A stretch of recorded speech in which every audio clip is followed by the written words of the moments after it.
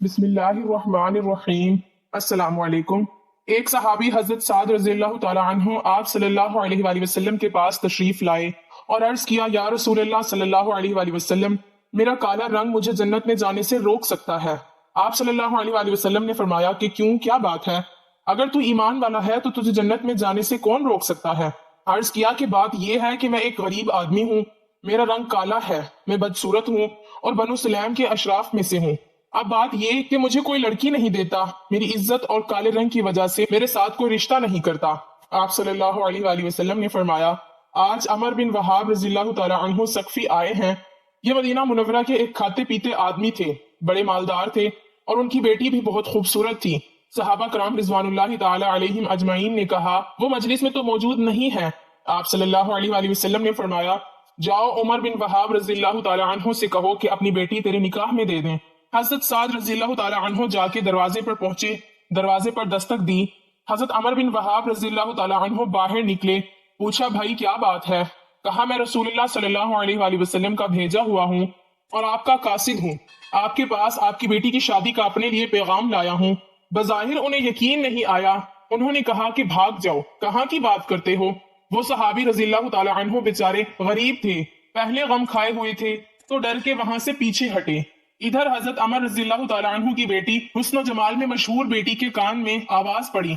बेटी ने पीछे से आवाज दी, ए अब्बा जान, सोच तो लिया करो, क्या कह रहे हो? तुम नबी अकरम सल्लल्लाहु अलैहि वसल्लम की बात को ठुकरा रहे हो, हलाक हो जाओगे। मैं नबी सल्लल्लाहु अलैहि वसल्लम के हुक्म के सामने तैयार हूँ। मैं काले गोरे नहीं देखती, मैं नबी सल्लल्लाहु अलैहि वसल्लम के हुक्म को देख रही हूँ। अब्बा जान, मैं तैयार हूँ और कह दो कि मैं शादी करूंगी। हजरत अमर बिन वहाब रज़ियल्लाहु ताला अन्हु भागे भागे पीछे गए। आप मजलिस में तशरीफ फरमा है। जब देखा कि अमर रज़ियल्लाहु ताला अन्हु आए हैं, फरमाया, तूने ही अल्लाह के रसूल सल्लल्लाहु अलैहि वसल्लम की बात को ठुकराया।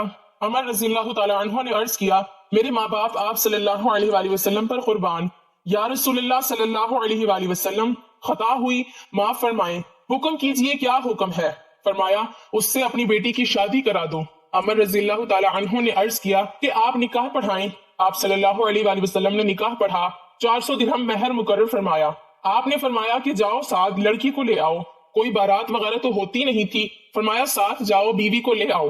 अर्ज किया, या रसूलुल्लाह सल्लल्लाहु अलैहि वसल्लम, मेरे पास तो 1 दिरहम भी नहीं है, मैं 400 दिरहम कहाँ से पैदा करूं और उसको कैसे लेके आऊं? आप सल्लल्लाहु अलैहि वसल्लम ने फरमाया, चलो घबराने की बात नहीं, जाओ अली रज़ियल्लाहु ताला अन्हु के पास, जाओ उस्मान रज़ियल्लाहु ताला अन्हु के पास और अब्दुर रहमान रज़ियल्लाहु ताला अन्हु के पास। उनसे कहो कि तुम्हें 200 दिरहम दे दें, तेरे पास 600 दिरहम हो जाएंगे, 400 महर अदा हो जाएगा और 200 से अपना कोई काम कर लेना, ना घर ना दर और ना ही कोई और चीज, कोई कपड़ा ही ले लेना।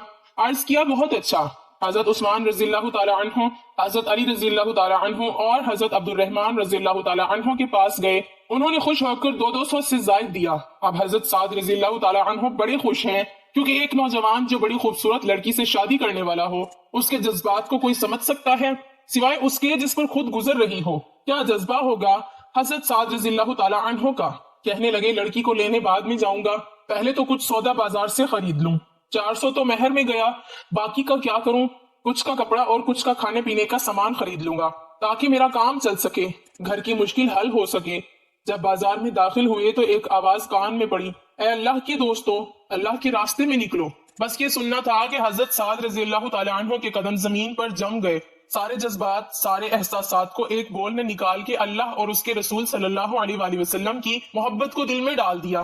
कोई है ऐसा ईमान वाला कि जो इतने बड़े जज्बात को अल्लाह और उसके रसूल सल्लल्लाहु अलैहि वसल्लम की बात पर कुर्बान करे? आसमान पर एक बार भरपूर निगाह डाली और कहा कि ए जमीन और आसमान के रब अल्लाह और ए मोहम्मद सल्लल्लाहु अलैहि वसल्लम के रब, मेरा ये माल अब शादी पर नहीं लगेगा, मेरा ये माल वहां लगेगा जहां तू भी राजी, तेरा रसूल भी राजी और मुसलमान भी खुश हो जाएंगे।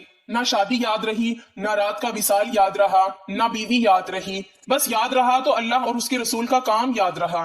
घोड़ा खरीदा, ढाल खरीदी, तलवार खरीदी, चेहरे को छुपाया और सवार हुए। चेहरे को छुपाकर सिर्फ आंखें नंगी रखी, बाकी चेहरा छुपा हुआ था।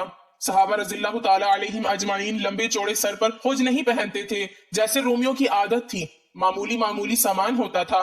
सहाबा कराम रिज़वानुल्लाहि ताला अलैहिम अजमाइन कहने लगे, अरे ये कौन है चेहरा छुपाए हुए, और आपको खबर है कि ये क्यों छुपाया है चेहरा? اس لیے چھپایا ہے کہ اگر مجھے حضور صلی اللہ علیہ وآلہ وسلم نے دیکھ لیا تو کہیں واپس نہ بھیج دیں کہ ارے تو کہاں جا رہا ہے، میں نے تمہیں کہاں بھیجا تھا۔ یہ خیال ہے کہ کہیں حضور اکرم صلی اللہ علیہ وآلہ وسلم نے دیکھ لیا تو واپس نہ ہو جاؤں۔ کسی نے پوچھا کون ہے؟ حضرت علی رضی اللہ تعالی عنہ نے فرمایا کہ ارے اللہ کا بندہ کوئی پردیسی ہوگا، تمہارے دین کی مدد کے لیے تمہارے ساتھ آ گیا، چھوڑو اسے۔ اب جو ہوئی ٹکر اور میدان جہاد میں اترے اور لڑتے لڑتے حضرت سعد رضی اللہ تعالی عنہ کے گھوڑے کو جو تیر لگا اور گھوڑا الٹ کے گرا اور گر کر مر گیا۔ سعد رضی اللہ تعالی عنہ بھی ساتھ گرے اور جلدی سے اٹھے اور جلدی جلدی اپنے بازو اوپر چڑھائے۔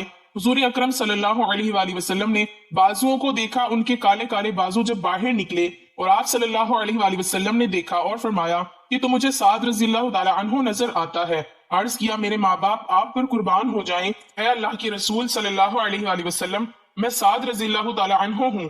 آپ صلی اللہ علیہ وآلہ وسلم نے فرمایا خوشخبری لے تو جنتی ہو گیا، تو خوش بخت ہو گیا۔